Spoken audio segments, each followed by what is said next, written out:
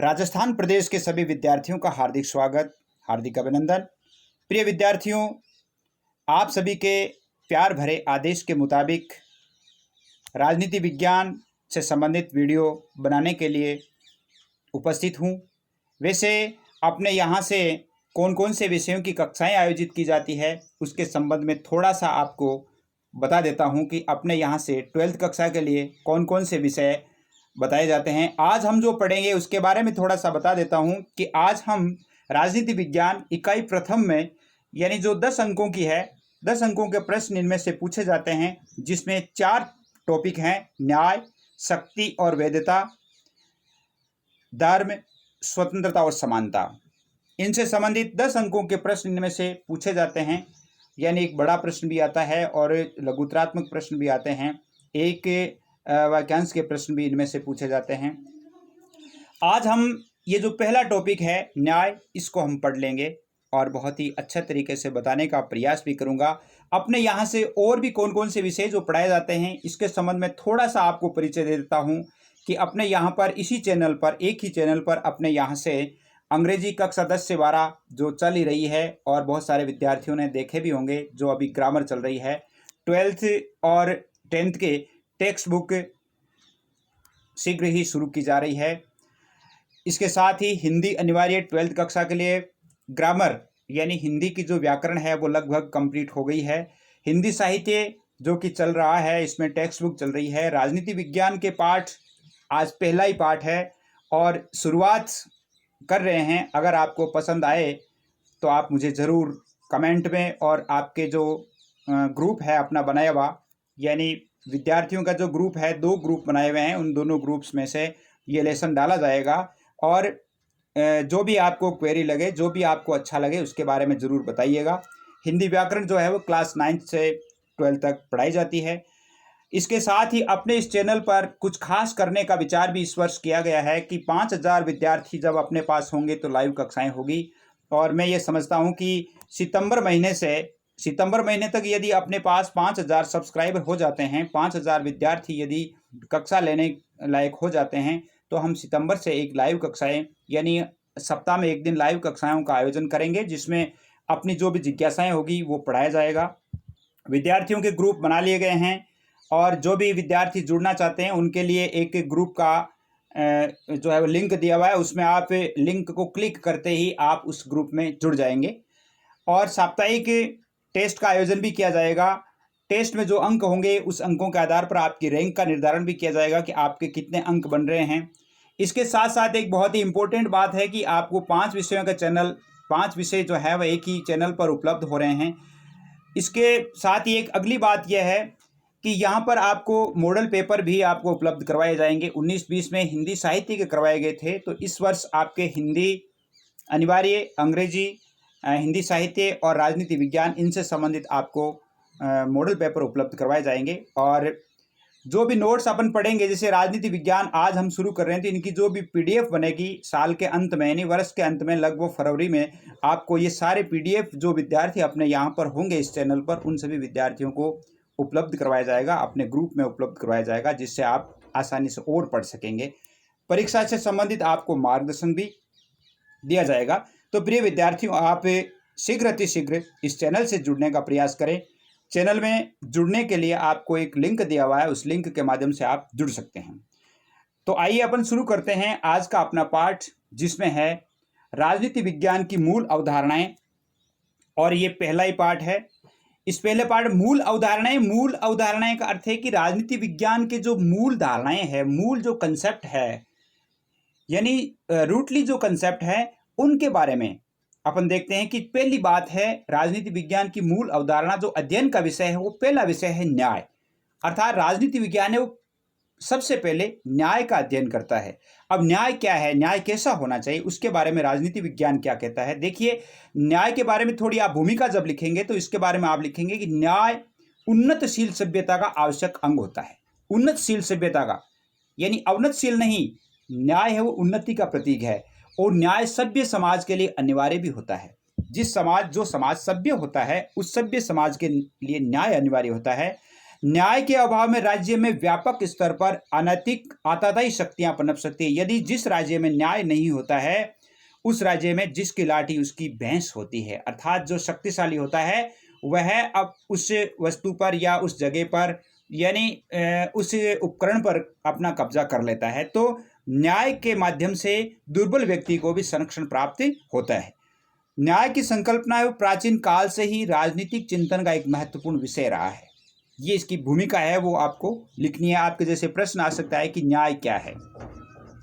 देखिए, प्रत्येक मनुष्य के द्वारा अपना निर्दिष्ट कार्य करना। न्याय क्या है? न्याय की एक छोटी सी परिभाषा है कि प्रत्येक मनुष्य द्वारा अपना निर्दिष्ट कार्य करना और दूसरे के कार्य में हस्तक्षेप नहीं करना ही न्याय है। अपना काम करना, निर्दिष्ट काम करना, ऐसा नहीं कि अनैतिक काम करना। दूसरे के काम में अनैतिक रूप से हस्तक्षेप नहीं करना ही न्याय है। और न्याय के सभी सिद्धांत मानवीय व्यापार से संबंधित है, मानवीय व्यापार से संबंधित होते हैं, किसी प्राकृतिक घटना से नहीं होते हैं। यानी जो न्याय होता है वो कोई प्राकृतिक घटना नहीं है, आकस्मिक घटना नहीं है। ये अपने एक समाज के विकास का परिणाम है। जो जो समाज विकास करता है उसी के परिणाम स्वरूप न्याय के जो आयाम है वो पनपते हैं। सर्वप्रथम देखिए न्याय के बारे में, सर्वप्रथम जो प्लेटो है, प्लेटो के द्वारा जो रिपब्लिक पुस्तक लिखी गई थी, उस रिपब्लिक पुस्तक में न्याय के बारे में प्लेटो क्या कहता है? प्लेटो कहता है कि न्याय वह सद्गुण है, न्याय वह सद्गुण है जिससे प्रेरित होकर मनुष्य सबकी भलाई में अपना भला ढूंढता है। सबकी भलाई में अपना भला ढूंढना, यानी देखो कितनी अच्छी बात कही है प्लेटो ने। प्लेटो के साथ ही जैसे बारकर जो है राजनीति विज्ञान का बहुत अच्छा जो विचारक है, उस विचारक ने क्या कहा है कि न्याय का अर्थ प्रत्येक व्यक्ति द्वारा उस कर्तव्य का पालन करना है, उस कर्तव्य का पालन करना है जो उसके प्राकृतिक गुणों और सामाजिक स्थिति के अनुकूल है। प्राकृतिक गुणों के यानी मनुष्य की प्रकृति कैसी है, अपने जो प्रकृति के अनुसार अपना जो संतुलन है वो क्या होना चाहिए, उसके अनुसार अपनी सामाजिक स्थिति के अनुकूल होना चाहिए। नागरिक भी अपने धर्म की चेतना तथा सार्वजनिक जीवन में उसकी अभिव्यंजना करते हैं, वही न्याय है। नागरिक भी अपने धर्म की चेतना तथा सार्वजनिक जीवन में, धर्म की चेतना यानी धर्म जो है, धर्म है वो मानवता, अर्थात मानवता के लिए व्यक्ति है वो सार्वजनिक जीवन में उसकी अभिव्यंजना करते हैं, अर्थात उसका उपयोग करते हैं, अपने जीवन में उतारते हैं, तो वही न्याय है। इसके साथ साथ ऑगस्टाइन ने क्या कहा था न्याय के बारे में? ऑगस्टाइन ने कहा था कि न्याय एक व्यवस्थित और एक अनुशासित जीवन व्यतीत करने तथा उन कर्तव्यों के पालन में है जिनकी व्यवस्था मांग करती है, अर्थात मानव सभ्यता जिसकी मांग करती है उसमें हमारा जीवन अनुशासित हो, व्यवस्थित हो, अपने कर्तव्यों का पालन हो, वही न्याय है। ये ऑगस्टाइन की परिभाषा है। थॉमस एक्विनास जो कि बहुत ही मंजे हुए विचारक थे, उन्होंने 3 ही शब्दों में कहा था कि न्याय सार्वभौमिक, अनिवार्य और निरपेक्ष विवेक है। सार्वभौमिक है अर्थात सब जगह है, यानी ग्लोबलाइज हुआ है, ये सार्वभौमिक है। दूसरी बात है न्याय अनिवार्य है, अगर जहाँ पे न्याय नहीं होगा तो वह व्यवस्था आगे नहीं बढ़ेगी, विकास नहीं करेगी, उसका पतन निश्चित है। और एक निरपेक्ष विवेक है, यानी एक ऐसा विवेक जो किसी का पक्ष नहीं लेता हो, अर्थात निष्पक्ष रूप से एक सोच है।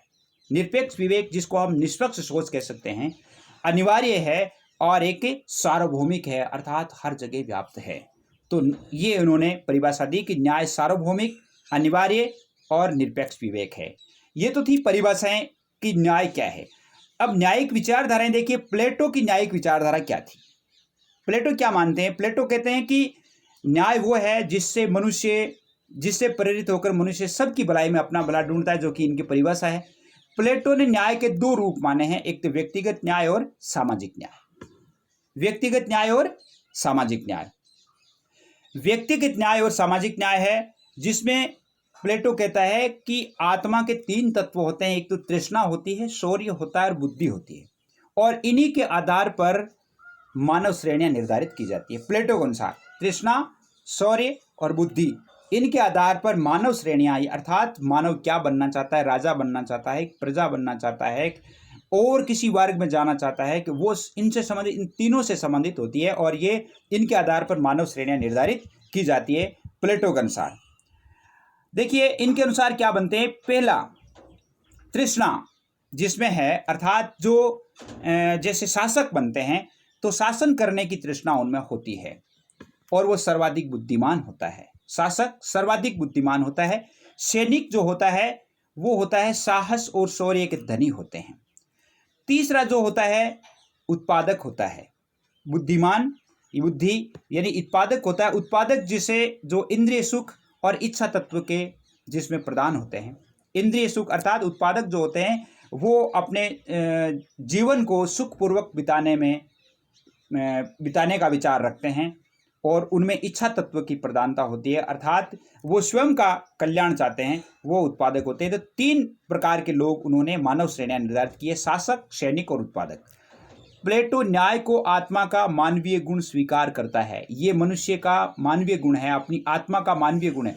जिस प्रकार व्यक्ति की आत्मा में विद्यमान न्याय व्यक्तित्व के विभिन्न पक्षों को परस्पर संतुलित करता है, उसी भांति राज्य में व्याप्त न्याय समाज के तीनों वर्गों में समन्वय स्थापित करता है। यानी शासक, सैनिक और उत्पादक, यानी इनसे व्यवस्था बनती है, राज्य बनता है। शासक नहीं होगा तो वो राज्य नहीं होगा, जिसमें सैनिक नहीं होंगे तो सुरक्षा नहीं होगी, और जिस राज्य में उत्पादक नहीं होंगे तो वह राज्य जीवित नहीं रहेगा। तो ये तीन आवश्यक श्रेणियां हैं, मानव श्रेणियां हैं, और इन तीनों मानव श्रेणियों में जो समन्वय स्थापित करने का काम कौन करता है? न्याय करता है। आगे देखिए, इसमें दूसरों के कार्यों में अर्थात दूसरों के कार्यों में अनावश्यक हस्तक्षेप को प्लेटो ने अनिष्टकारी माना है। वो कहते हैं कि दूसरे के कार्यों में अनावश्यक हस्तक्षेप करना, यहां पर क्या लिखा है? अनावश्यक। अगर कहीं पे आवश्यक होता है तो प्लेटो कहता है कि वहां पर हस्तक्षेप करना आवश्यक हो जाता है। जैसे मान लो कोई अन्याय कर रहा है, अन्यायपूर्ण कार्य कर रहा है, तो मनुष्य को, दूसरे मनुष्य को उसमें हस्तक्षेप करना चाहिए, लेकिन अनावश्यक हस्तक्षेप अनिष्टकारी है। प्रत्येक व्यक्ति को अपनी योग्यता, क्षमता के अनुरूप आचरण करना चाहिए। प्लेटो ने न्याय के सिद्धांत को एक नैतिक सिद्धांत के रूप में प्रतिपादित किया है, न कि एक कानूनी सिद्धांत के रूप। प्लेटो कहता है कि न्याय एक कानूनी सिद्धांत नहीं है, न्याय एक नैतिक सिद्धांत है। अर्थात न्याय जो है वो आत्मा का मानवीय गुण है, और उसी गुण से प्रेरित होकर के मनुष्य क्या करता है कि स्वयं का भला है वो दूसरों की भलाई में ढूंढता है। ये बहुत ही अच्छी बात इन्होंने कही है। इसके बाद देखिए, अरस्तु न्याय के संबंध में क्या कहते हैं। प्लेटो के शिष्य थे अरस्तु, तो उन्होंने थोड़ा विचार है उनके भिन्न है। प्लेटो के शिष्य अरस्तु के न्याय संबंधी विचार प्लेटो से भिन्न है।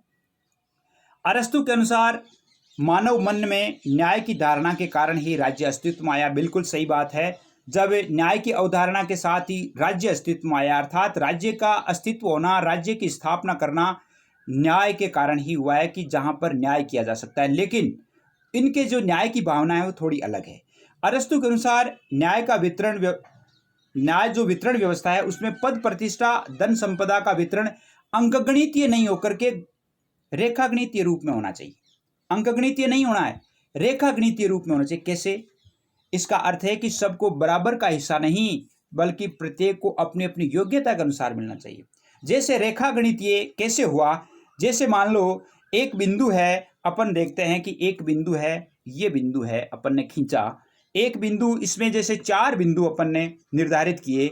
जैसे मान लो एक बिंदु यहाँ कर लिया, एक बिंदु यहाँ कर लिया और एक बिंदु यहाँ कर लिया। इधर से जब देखा जाता है तो इस बिंदु का हिस्सा यहाँ है, लेकिन इस बिंदु का हिस्सा यहाँ तक चला जाता है, तीसरे बिंदु का यहाँ तक चला जाता है, चौथे बिंदु का कंप्लीट चला जाता है। तो अर्थात ये कि न्याय का हिस्सा है वो रेखागणितीय रूप में होना चाहिए, न कि अंकगणितीय रूप में। अंकगणितीय रूप का अर्थ है कि जैसे मान लो कोई आदमी योग्य नहीं है तो उससे भी जैसे 1000 रुपये मिलने हैं, तो चाहे वो कितना ही क्षमतावान है तो उसे भी 1000 रुपये मिलने हैं। अर्थात जो राज्य में जिसने जन्म ले लिया है उसे समान रूप से व्यवस्था का विभाजन किया जाना है। मेहनत चाहे कितनी लोग करते हैं, लेकिन उन्हें उन्हीं के बराबर मिलता है जो लोग निकम्मे होते हैं।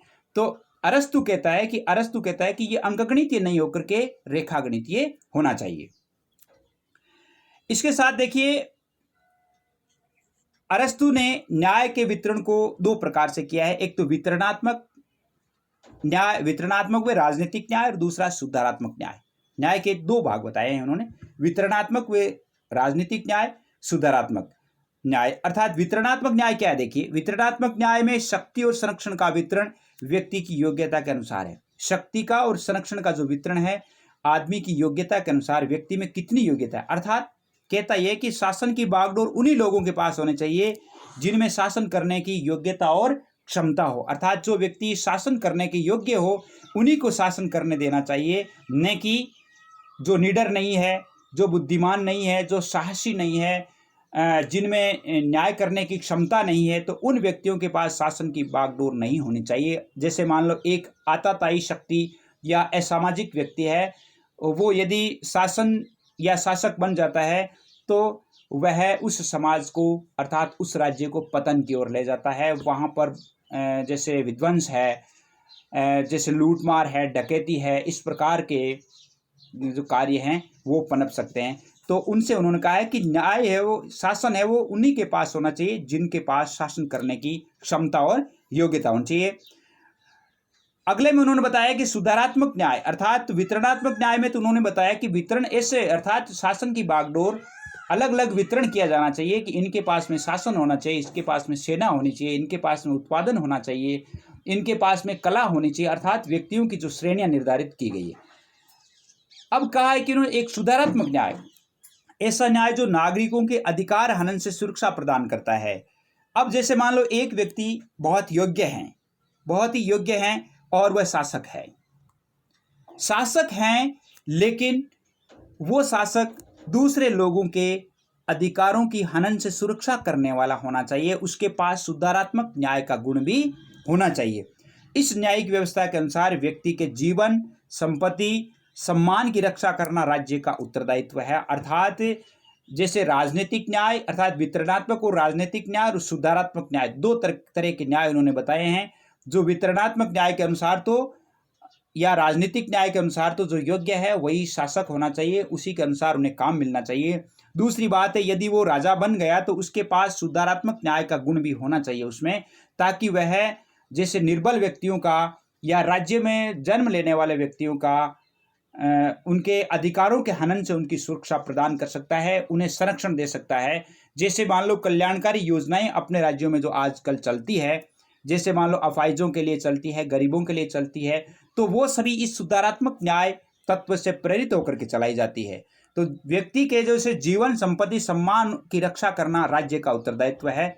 व्यक्ति जीवन जीने का अधिकार प्रत्येक व्यक्ति को है, संपत्ति उसकी है तो उसकी रक्षा करनी, उसके सम्मान की अर्थात उसकी मानवता की रक्षा करना, ये राज्य का सुधारात्मक न्याय का एक अंग है। और सुधारात्मक न्याय है वो उस व्यक्ति के शासक पर निर्भर करता है। इसके साथ देखिए मध्यकालीन विचारधारा क्या थी। ये अरस्तु था, प्लेटो के बाद में अरस्तु के बाद मध्यकाल में न्याय की विचारधारा कैसे आ गई। देखिए मध्यकाल जो था वो परिवर्तन काल था। प्रश्न आपके पूछा जा सकता है कि मध्यकालीन न्याय विचारधारा के बारे में बताइए। तो जिसमें विचारक अलौकिक राज्य और ईश्वरीय राज्य के संदर्भ में न्याय की विवेचना करते हैं। एक तो अलौकिक राज्य और ईश्वरीय राज्य, अर्थात एक मध्यकालीन परंपरा को यदि हम देखें तो परंपरा ये थी कि मध्यकाल में यहाँ पर युद्ध, लूटपाट, राजाओं में अत्याचार, षड्यंत्र, इस प्रकार का समय था। इस प्रकार के समय में व्यक्ति है वो इन आताताई शक्तियों से हार गया था और हार करके व्यक्ति ईश्वर की शरण में जाता है। जब व्यक्ति पूर्ण रूप से हार जाता है तो वह ईश्वर की शरण में जाता है। तो उन्होंने एक इस प्रकार के काल्पनिक कल्पनाएं व्यक्त की कि ईश्वरीय राज्य अर्थात जैसे मध्यकाल में जो थॉमस एक्विनास ने इस मध्यकालीन व्यवस्था को प्रतिपादित करते हुए, मध्यकालीन व्यवस्था को बताते हुए उन्होंने कहा कि न्याय है वह सार्वभौमिक होना चाहिए, अनिवार्य और निरपेक्ष विवेक है। जो अपन ने अभी न्याय की परिभाषा पढ़ी थी, मध्यकाल में न्याय को इस प्रकार परिभाषित किया गया है। किस प्रकार परिभाषित किया गया है कि न्याय एक व्यवस्थित, अनुशासित जीवन व्यतीत करने तथा उन कर्तव्यों का पालन करने में निहित है जिनकी व्यवस्था मांग करती है। न्याय व्यवस्थित होना चाहिए और अनुशासित जीवन व्यतीत करने का और व्यक्ति के कर्तव्यों का पालन करने से संबंधित एक व्यवस्था है, वो न्याय है। अर्थात जिसकी व्यवस्था मांग करती है, मानव सभ्यता में मानव को अर्थात मनुष्यों को न्याय दिलाना, ये मध्यकालीन जो विचारक थे उनका विचार था कि मध्यकालीन विचारक ये कहते थे कि राज्य के जो राजा है वह अनुशासित हो, कर्तव्यशील हो और एक व्यवस्थित शासन व्यवस्था को जन्म देने वाला हो। ये मध्यकालीन विचारकों की बात थी। आधुनिक काल में यानी वर्तमान काल में न्याय की क्या विचारधारा है? देखिए, आधुनिक युग में न्याय का अर्थ नियमों की पालना मात्र से है। डेविड ह्यूम, जिन्होंने 1711 से 1776 में वर्तमान थे वो, तो उन्होंने सर्वहित को न्याय का एक स्रोत माना है।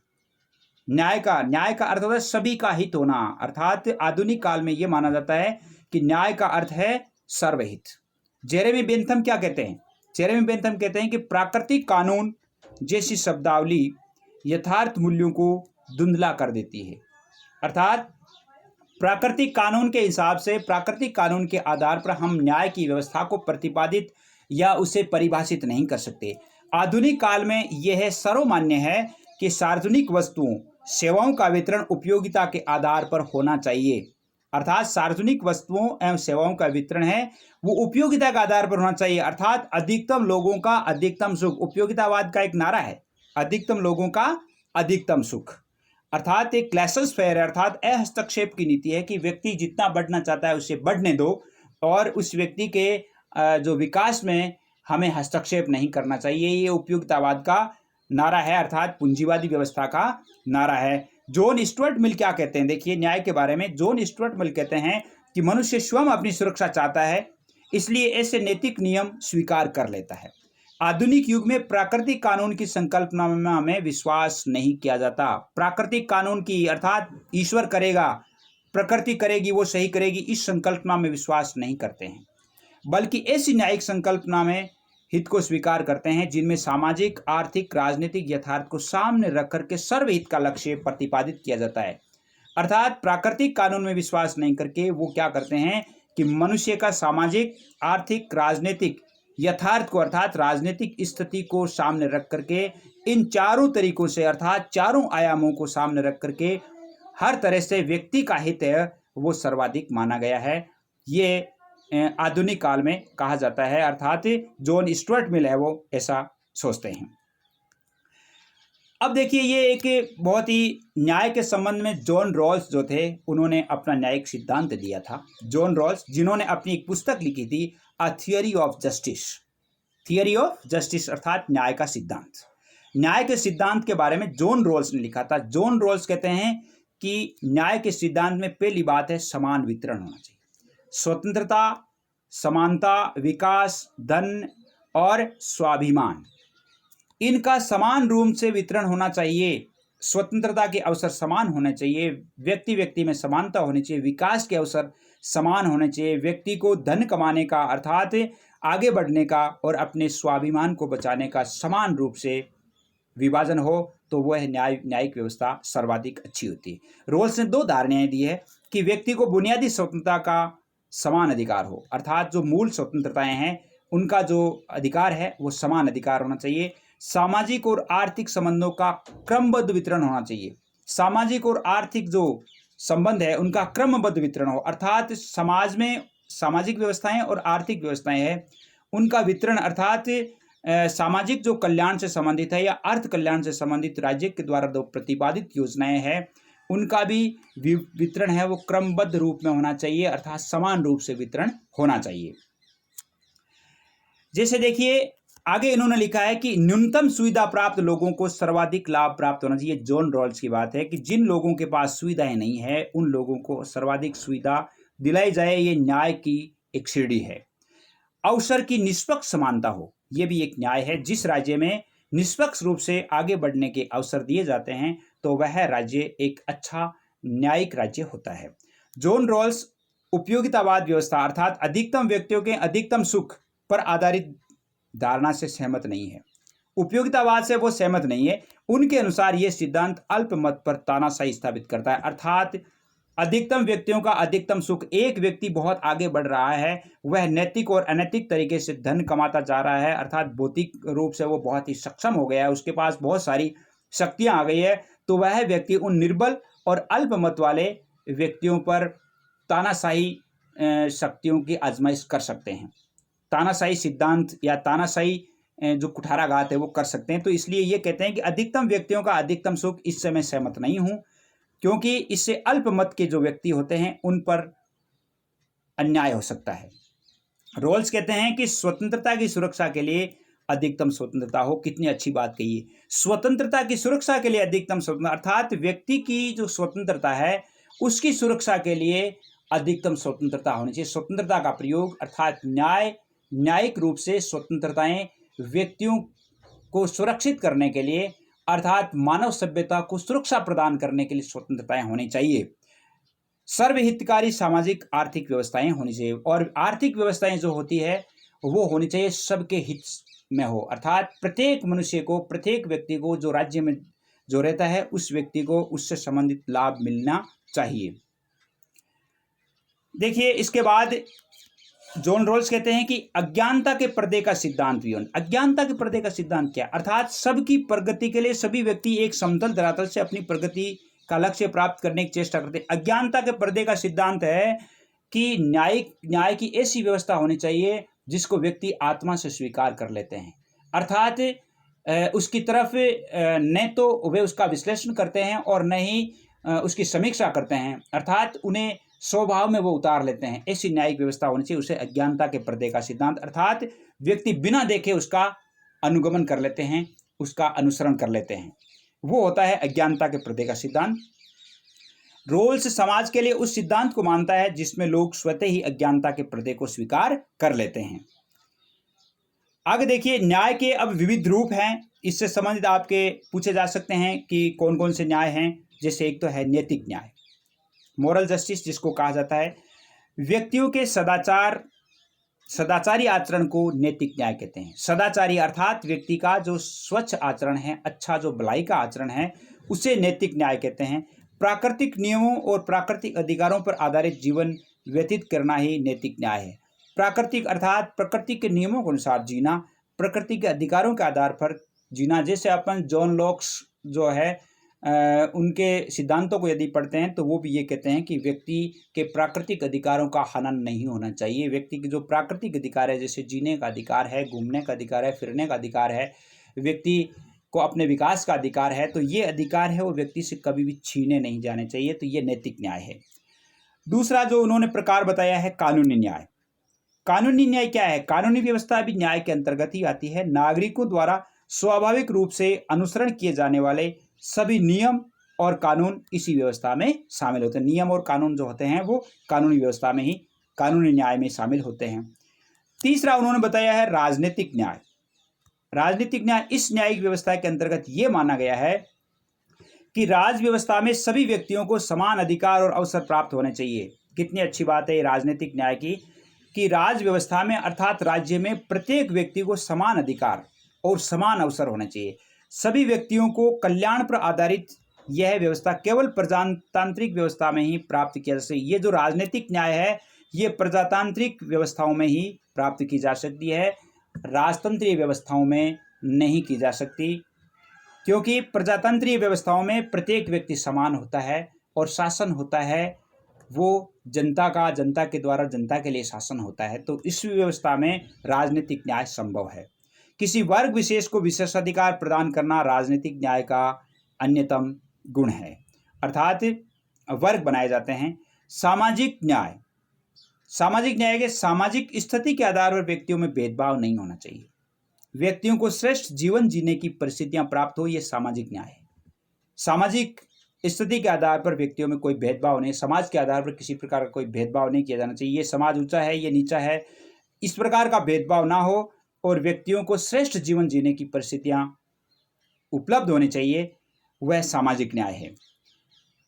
इसके बाद आता है जॉन रोल्स ने सामाजिक न्याय पर बल दिया है। सामाजिक न्याय के अभाव में समानता और स्वतंत्रता जैसे मूल्यों का कोई अर्थ नहीं रह जाता है। समानता और स्वतंत्रता यानी जहां पर सामाजिक न्याय नहीं है वहां पर समानता और स्वतंत्रता है ही नहीं, अर्थात वहां पर उन मूल्यों का कोई अर्थ नहीं रह जाता। आर्थिक न्याय, आर्थिक न्याय का अर्थ है कि समाज में आर्थिक समानता स्थापित करना आर्थिक न्याय का उद्देश्य है। एक राज्य के लिए ये कौन कौन से न्याय होने चाहिए? एक राज्य के लिए जैसे राजनीतिक न्याय है, प्राकृतिक न्याय है, नैतिक न्याय, इनसे संबंधित ये सारी व्यवस्थाएं, राजनीतिक न्याय, ये सारी व्यवस्थाएं एक राज्य में उपस्थित होती है, कायम होती है, तो वह राज्य जिसको हम अपनी भाषा में राम राज्य कह सकते हैं। समाज में आर्थिक समानता स्थापित करना आर्थिक न्याय का उद्देश्य है। आर्थिक संसाधनों का वितरण व्यक्ति की आर्थिक स्थिति के अनुसार हो। यह व्यवस्था गरीब अमीर के बीच की खाई को पाटने पर बल देता है, अर्थात एक राज्य में कुछ गरीब होते हैं, कुछ अमीर होते हैं।